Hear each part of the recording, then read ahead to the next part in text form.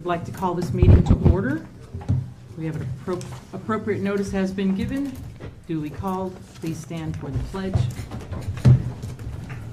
I pledge allegiance to the flag of the United States of America and to the republic for which it stands, one nation, under God, indivisible, with liberty and justice for all. Thank you. I need an approval of the agenda and minutes from the December 19th, 2024 meeting. So moved. Second. Moved by Neil, second by Jason. All in favor? Unanimous. Thank you. Ms. Dewey? Yes. So this is a very fun month, and if you'll look on at your seats, you have some goodies from each one of the buildings in our district. And this was just a little thank you. I know some were very personalized, so that's a lot of fun too. One of the gifts I wanted to point out was, if you'll look at the cutting boards, that is from the CNC machine. That was purchased with grant funds, and that you all were part of actually the approval of the purchase of that machine. So pretty cool. They did a lot of, and they also showed us that machine when we were there at our June board meeting, some of the things that they can do with that. So they have a little bit of a, I don't want to call it a business. There are some entrepreneurs over there that if you do need special gifts, they will be glad to help you. That's good to know. Yes. So you could put like a recipe on there from your grandma. Yes. They can do Grandma a lot Libby of Baker. cool things. They can do a lot of Yeah, cool Blake things. Shelton's autograph. You could. You could. So Where's that is a Blake's? little thank you from each of the buildings in our district. I'd like to share with you a couple of proclamations that were sent to us over the past few days. And the first one is from Jacob Oliva. Whereas the quality of education continues to be a cornerstone of our state's prosperity and a key driver in Arkansas's future successes. And whereas education forms the foundation for the future of our children and the growth and advancement of our society as a whole. And whereas Arkansas remains steadfast in its commitment to providing its more than 475,000 public school students with the highest quality education available. And whereas the dedicated members of Arkansas School Board serve as the vital connection between the community and the classroom, ensuring that the needs of students are met, and that the interests of families are represented. And whereas these public servants, elected by their local communities, tirelessly advocate for policies and practices that prioritize student success, offering their time, expertise, and judgment without compensation.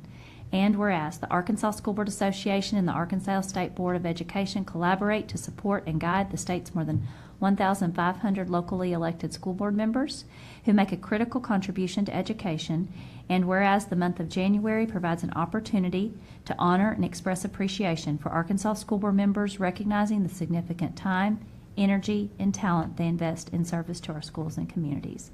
And that is the resolution from Arkansas State Board of Education and Mr. Oliva. The second proclamation, actually it's the first, is actually from Sarah Huckabee Sanders, and it says almost the exact same thing, but is from our governor. So personally, I want to thank each one of you for your dedication and commitment to our district, our students, our staff, and our community. You truly are appreciated. Each one of you, I wrote a little something down. Don't get stuffed up. I'll try not to. Each one of you has the thank yous in front of you. And I want to do a shout out tonight. We had First Security Bank called, and they said, we want to help you celebrate School Board Appreciation Month. And they have provided your dinner for tonight. Oh, nice. So your community thanks you, and we thank you for what you do for us. Thank you very much. Thank you for security. All right. Ms. Lawrence, academic report. Good evening. Good evening. So we are going to take a look at our middle of the year data. And I just want to, before we look at numbers, I want to tell you we had a great trip yesterday to Greenbrier. I was able to take a team of administrators from elementary. All of the elementary principals went. Ms. Trivet, our dyslexia coordinator, went, and Gwen Benton, our special ed director, went. And we were able to just observe a really great intervention process in their building. It's a K-5 building, so again, it's a little different from how we're set up. The former principal and I did an administrative cohort together 3 years ago. So she had told me about this, and I've been wanting to see it for a long time. So Miss Dewey said, hey, get your group, go take a look at it. So we were there yesterday. We also saw 4 collaborative teams at work, and it was just really exciting to watch their process. We do a lot of things very similar to them, but they offered a few ideas that the team we're going to kind of debrief together and kind of see what could work in our buildings. You know, we have some unique challenges the way our buildings are set up. So we're really excited about moving forward with some new ideas there. They were having some of the same struggles with data this year that we're having with the switch to Atlas, and y'all know we've been a little bit, some buildings are doing this, some buildings are doing that. They're in the same boat. Mr. Roach was one that went. Their kindergarten wall was pretty slim. He was like, oh, they don't have any either. So we're working on that. And what we do have for you tonight is just a glance. I did kind of a snapshot of some highlights. I did not showcase every single report for middle of the year. That would be pretty extensive. But we do have some highlights for you. For IXL, these are reading updates. This is going to be from our Hackler building, grades 3, 4, and 5. Our third graders showed an 11% increase in at or above grade level performance. So that means they're on or above their grade level. Fourth grade decreased the number of students performing below grade level by 4%. That's definitely a number you want to see going down. Fifth grade decreased the number of students performing below grade level by 8%. So those are a couple of highlights. Is that from the beginning of the year? Sorry. So yes, so this is from their beginning of year scores to when they took it, and they did take this right before Christmas. And so, and IXL is new to Hackler this year. So, and if you want to go to the next slide for me. Continuing with IXL reading, 58% of our third grade students are working on or above grade level for the IXL indicators. So again, we are kind of comparing data in different places. So we're working on seeing what's consistent. 49% of fourth grade students are working on or above grade level, and then 53% of fifth grade students are working on or above grade level, and that is for reading. And then our next slide will switch us to iReady Math. So these scores are going to be for grades 1 through 5 so far for middle of the year data in iReady Math. First grade increased the number of students performing on or above grade level from 8% BOI from beginning of the year to 26% middle of the year. We obviously still have work to do there, but our numbers are climbing, and this is going to be the hard January, February, March. We know is where we see a lot of increase in scores in the lower grades. Second grade increased the number of students performing on or above grade level from 11%, and that on your paper printouts it says 32%. I had a few more students take the test between when we printed and when I did the slide tonight. So 31% is what the number ended up being for our middle of the year total there. Going on to third grade, they decreased, this is iReady Math still, they decreased the number of students that were 2 or more grade levels below. That number at the beginning of the year was 34%. They decreased that to 18% by middle of the year. Looking again at third grade, they increased the number of students on or above grade level from 7% at the beginning of the year to 22%. And we do really believe there's a lot of summer slide when they're doing beginning of the year testing. So that number was very low. And then fourth grade decreased the number of students 2 or more grade levels below from 33% to 24%. So that's obviously the direction you want to go with that. Fourth grade increased the number of students on or above grade level. They were at 12% at the beginning of the year. Now they're at 32%. Fifth grade decreased the number of students 2 or more grade levels below from 34% to 20%. That's a great growth marker there. And then fifth grade increased the number of students on or above grade level from 29% at the beginning of the year. They're already seeing a 46% number for middle of the year. Like I said, this was taken right before Christmas. So, okay, switching. This is another data marker. Don't worry, Lisa, I'm almost done. You're fine. I know, it's just, we have so much. Lots of numbers. It's hard to That's okay. whittle it down. But for NWA MAP, so just to kind of remind you, we are no longer taking that grades K-5. So now that is a test that is 6 and up, 6 through 11, 12th graders are not taking that. And not to go into too much detail, but there are windows for taking this. The window is opening for junior high and high school soon. The window was already open for Kingston before Christmas. So 54% of 6th grade students are scoring on or above the 50th percentile in literacy. So what we are looking at, that's a norm reference test. So compared to all the 6th graders in the nation that have taken that test, we have 54% of our students scoring at the 50th percentile or higher. 45% of 6th grade students are scoring at or above the 50th percentile in math. 47% of our 7th grade students are scoring at or above the 50th percentile in literacy. And then 54% of our 7th grade students are scoring at or above the 50th percentile in math. So we are, of course, we are going to be working on increasing those numbers, but we are trending in the right direction is what I would say. Do I have one more? No, you don't. Okay, so just to kind of tell you what's up and coming, we have another Atlas interim coming up in it's 310. We are not going to be able to do interims in grades K2. That was not ready. The state thought it would be ready for us, and it's not. And so with that being said, we are moving forward with getting DIBELS for K2 only, because their assessments that the state thought would be ready just have not quite come through. So that's why we're in a little bit of limbo this year. Our teachers have been just really, really patient, and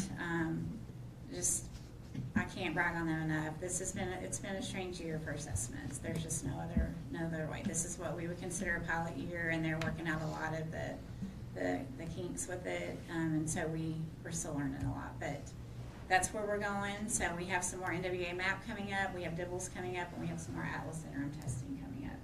And then we'll be moving into our summative testing in the late spring. So I'm slow with my questions. Get back to that very first slide. Okay. 3rd grade showed 11% increase in at or above grade level performance. 4th grade decreased the number of students performing below. Could that be stated that it had increased by 4%? On the 4th grade number or the Yeah. 3rd grade number? Well, so So they're, if you increased above, yes. and then the next one is you decreased Yes, below, so if they were stated the same way, would this Yes. have been an increase of 4%? In the at or above grade level? Yeah. At or So above. the way the I-ready report reads, it's color coded. And so there's categories. Yes, but the distribution, I would have to look at the distribution of the Okay. numbers to say if that was an exact 4%. That's a good question. All It right. may not be at or above, but it decreased by 4%, so they came into the next category that's Yes. higher, right? And so I would have to go honestly, kind of student by student to see if that, but that is mathematically, yes, that makes sense. So it increased, whether it's Yes. exactly 4% Yes. or not. And they do have one of the best reports in already, if you're looking at it from this perspective. They do a comparison report, so what you can do is it'll graph their fall beginning of the year right up against their middle of the year, and you can see that distribution, how those colors change by category. So that is really good, and then you can take it into domains, and you can see the domains they scored the highest in, and the domains they're scoring the lowest in. And so that's also really helpful for our teachers. That's the information they dig a little bit deeper into for collaborative teams, because they really are wanting to see how the students are doing in the standards, not just how they're doing on an overall composite number. So, and that, we watched them work on that at Greenbrier yesterday, how they were taking it down standard by standard. So, and that's one reason MAP is still a good assessment, because it takes every student standard by standard. Atlas isn't quite there yet, so. Ms. Lawrence, it's great to see these highlights, these small victories, these successes. Some, yeah. I'm assuming we're also identifying challenges We are. that we're able to take back to the collaborative teams Yes, and work out solutions to and get those up as well. And that's another reason the K2 has requested a revisit with Dibbles, because that is, they use these types of reports really to help with intervention and extension. You know, that we're really trying to grow our high kids as well as we're trying to grow our kids that are a little bit below grade level. So, you know, it is a lot of data. I know it's very confusing. That's why our teachers really need that collaborative team time, because they can really actually make it worthwhile in the classroom. I mean, it's one thing to report the numbers, but like, what are we doing with it? And that work does have to take place in the classroom. So the teachers can kind of look at it and just, if they, like if one teacher did better in an area than another teacher, they can share, okay, this is what worked for me. They can even work with different kids. You know, we're trying to grow that philosophy. My kid is your kid is my kid, and if you taught something better than I did, why don't you take my kiddos that are struggling and help those kiddos, and then I'll take the kiddos that need extension and I can do extension. So we're kind of in that mentality. It's just the logistics with scheduling is probably one of our bigger obstacles there. But that's a good point. And the teachers are all working together and They collaborating. are, and then, you know, that's a weekly, at minimum. I mean, we say they meet all the time. Mm-hmm. I mean, if you walk down the hallway and the kids are at recess and they're not on duty, I mean, this is the stuff they're talking about. They go to their principals, they want more input, the data definitely drives a lot of discussion, and it does drive decisions for what they need to be doing next for our kiddos. So, that's a lot.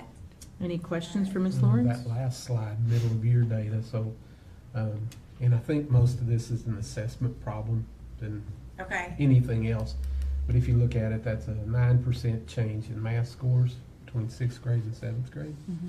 So it's 1 or 2%, you don't think much of it, but 9% you do. Okay, As and then far the as- same thing with literacy, except for it goes the other way, where it's 7 or 8% change there.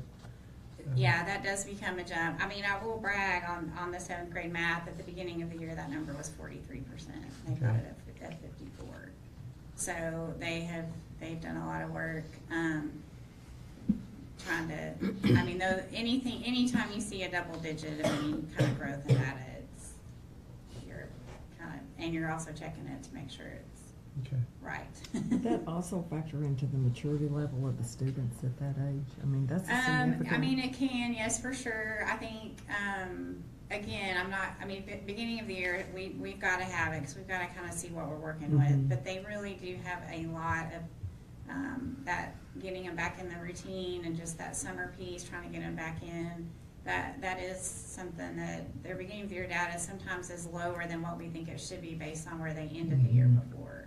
And so, once we kind of get them in the groove and we get that schedule moving, they kind of, like you're saying, the teachers they understand their kids, they know how to motivate them, they can get them working a little bit better sometimes by middle of the year. But Anyone else? All right. hey, Thank you, Ms. Lawrence. you're so welcome. Ms. Harper, financial report. Welcome.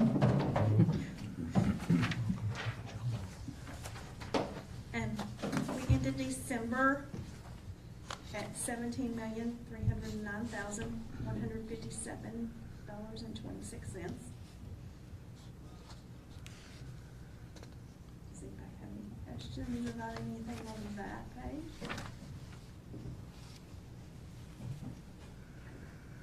No, ma'am.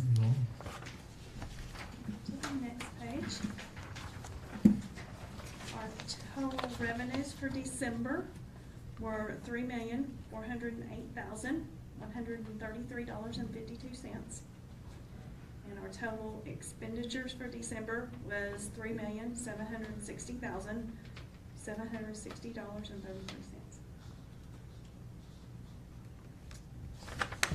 Any questions for Ms. Harper on that one? I did have one question on declining enrollment. Yes. How do we expense that? Expense that, what do you mean expense that? Well, you get a revenue of 53,000, and you Yes. have an expenditure of 108,000. We only received half of it. We haven't gotten it yet. So it's the middle of the school year, we received half of it, we'll get the other half by the end of the school year. Okay, so it's a reimbursable. Yes. Well, not Not really really, but reimbursable, but they this is just just- give it to us all at This is once. what the adjustment will be, but you're gonna get it in 2 Yes. payments? Okay. And we actually talked about that. When you said expense, that was. Yeah, well, I was like, well, Yeah, wait a half. second, why did we spend that? No, no.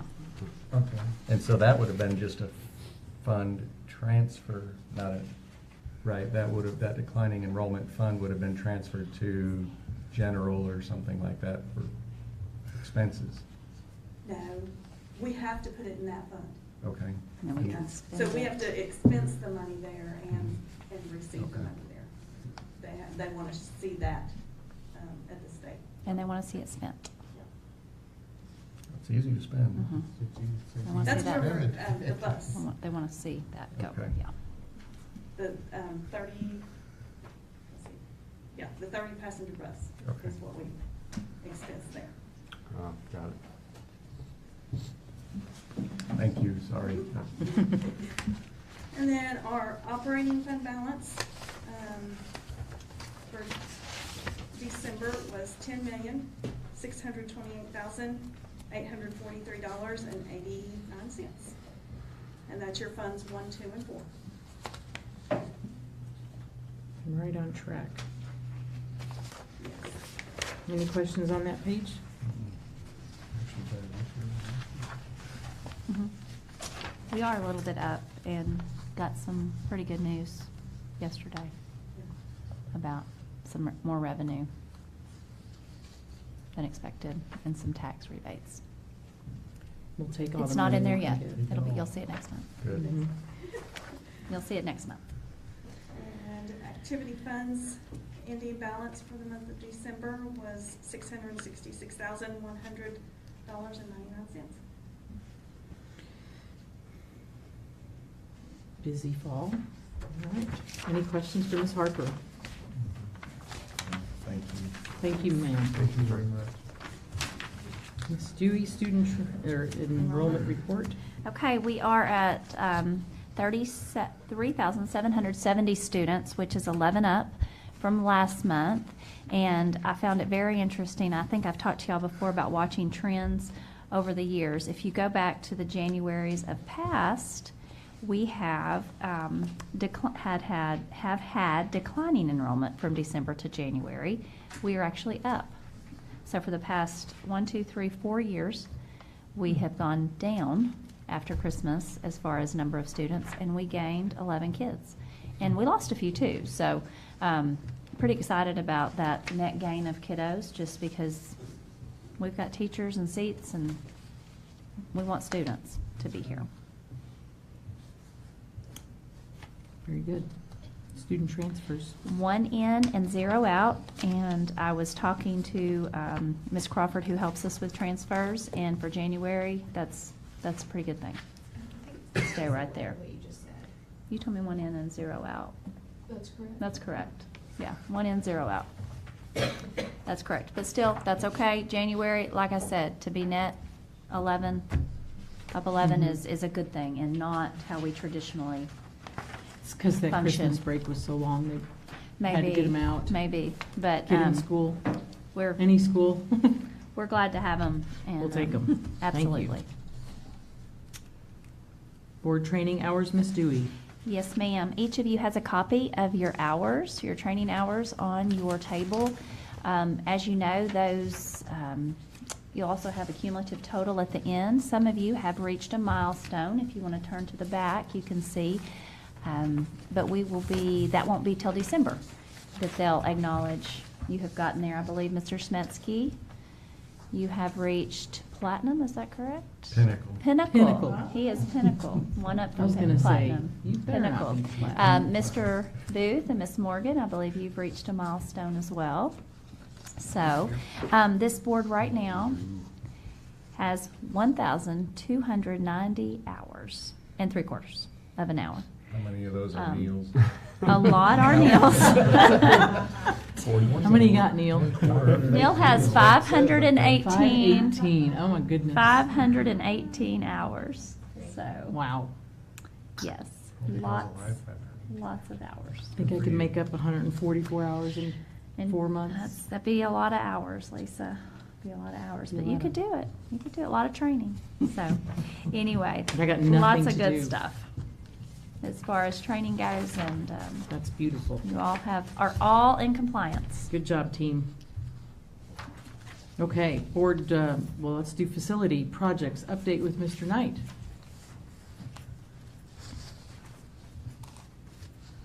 All right, so last time I was here, we talked about how we were waiting on cafeteria tables to arrive over Christmas break. I want you to know they all came in, they're put together, they're there. You should really go look at them.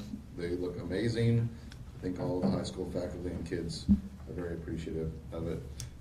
When I was signing that PO the other day, it got me thinking about how many times I felt like I had signed a PO lately for that high school cafeteria. So I kind of threw those numbers together for you, and just to show you that while it happened over a year and a half, we dropped $235,000, or invested $235,000 Good word. in the cafeteria. So. Just in the Doesn't even cafeteria. look like the same cafeteria. Just It really staying on doesn't. campus. It looks Just really in the If the roof nice. didn't leak and the tiles weren't ugly, it'd be Be. Yeah. beautiful. So, yeah. I think It does look guys painted it over really one of the good. summers, and then the floors look good. It does look really good. It looks like a whole new place. How'd the roofs hold up with the snow? Okay, Yeah, it's wet. no sagging, no kids were dunking, if that's what you're asking. Thank you for your guys, their team really worked about That was one of the best that they have done, and that sounds like it was really good practice for maybe here in a week or so. We'll see. Monday. The rain Sunday? I don't know. We'll see. Yeah. I'm more worried about it getting so cold the pipes break. Yes. But we didn't have any of those problems either, so.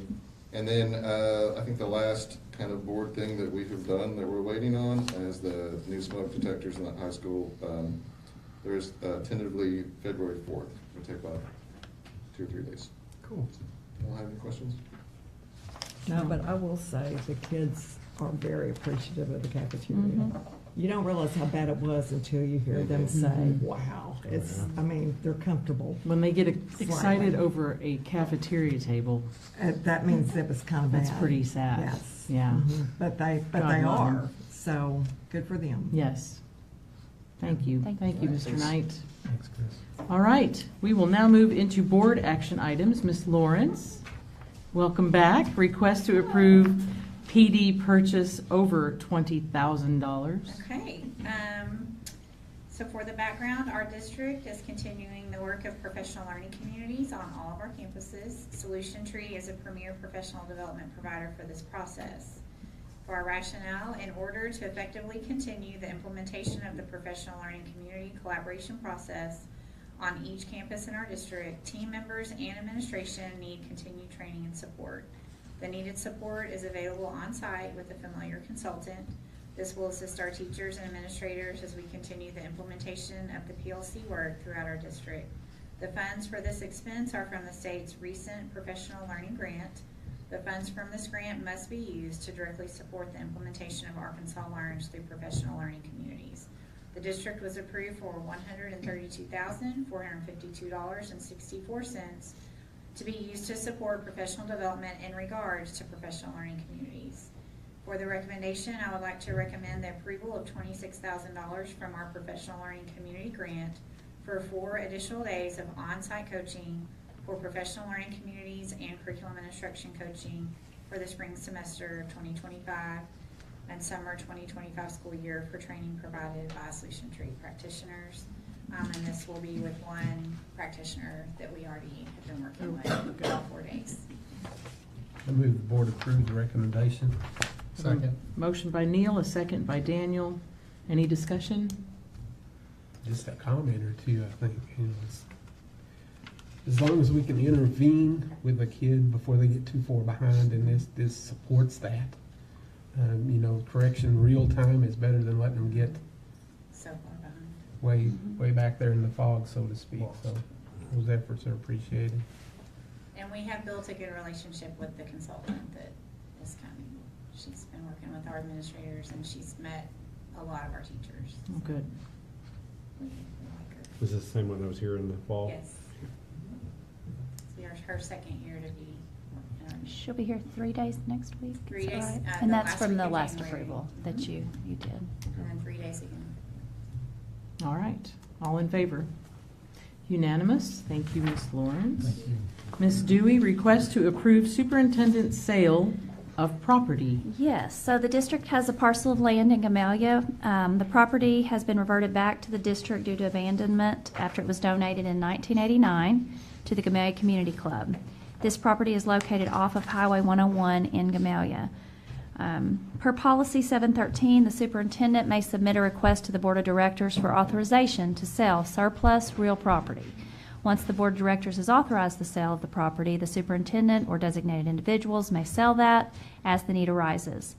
The superintendent or designee shall be responsible for getting determination of objective fair market value of surplus real property. District will strive to dispose of surplus items in or at or near their fair market value. The real property can be listed with a real estate broker, and the superintendent may contract on behalf of the district to pay the usual and customary sales commission. Property in Gamaliel is considered at this point surplus real property and is no longer useful to the district. There is a picture of the surplus real property. Wolfley Hole. Well, not exactly. Not quite. No. I'd like to recommend the approval for the superintendent to pursue the sale of the district's property in Gamaliel for fair market value plus all costs associated with the sale. Make a motion, we approve the recommendation as presented. Second. I have a motion by Jason, second by Molly. Any discussion? Yes, sir? If you do sell it, how much do you expect so far? What's the So market value? we're looking at a bidding process for this possibly. I would like to tell the board that although you are giving me permission to move ahead, my plan at this point is to move ahead with the bidding process, but I want to bring the sale before you. I want you to approve the sale in open session and have all the facts so that there's no question and everything's very Good. transparent and, Yep. and folks know what's going on. Right. So that is my plan at this point, but I feel like I need your permission to even move forward in the process per the policy. Right. And although I could finish it, I just would rather bring it to you all. Very good. Thank you. Any further discussion? All in favor? Unanimous. Thank you. We move now to board discussion. I don't have anything, Nothing? other than thank you. Thank you for all these beautiful, beautiful gifts. It's nice to be appreciated. Thank you. Anybody else? Neil, what do you got? Nothing? Nope. Unusual, isn't it? It is. It's kind of quiet in here tonight.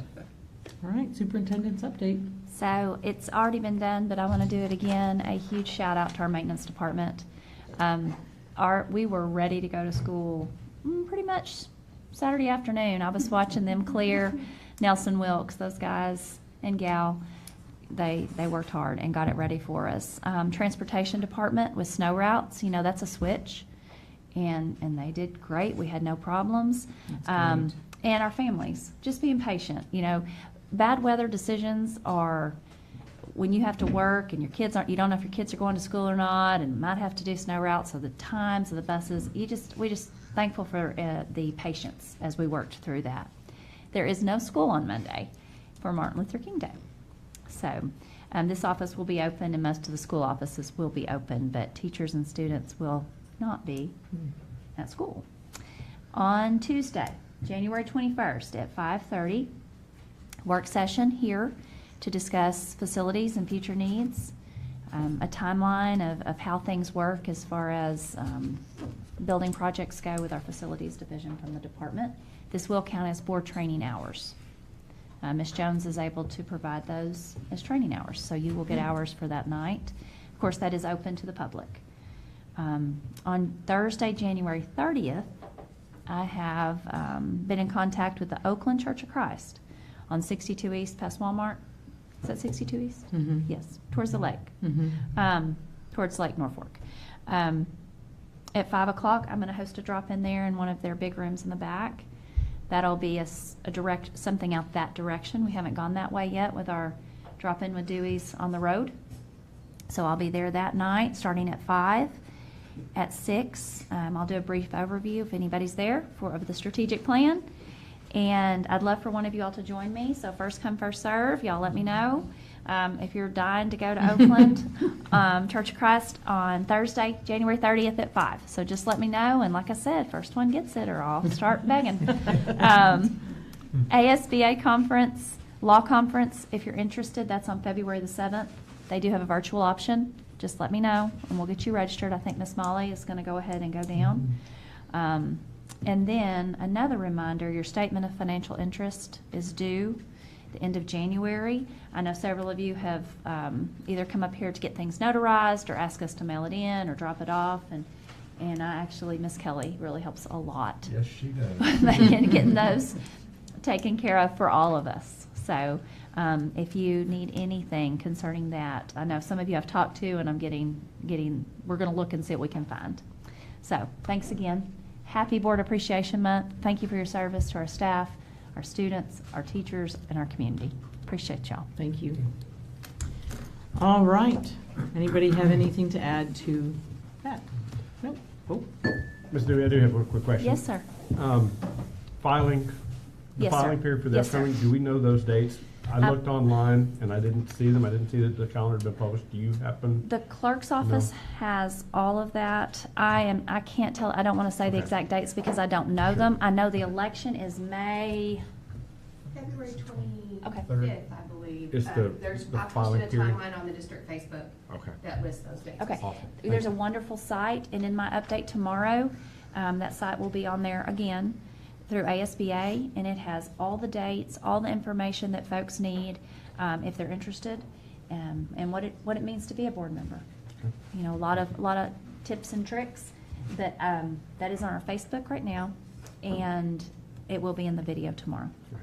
Thank so you. folks can reference it there. Okay. We will adjourn for executive session to discuss personnel employment, retirements, and transfers. Thank you.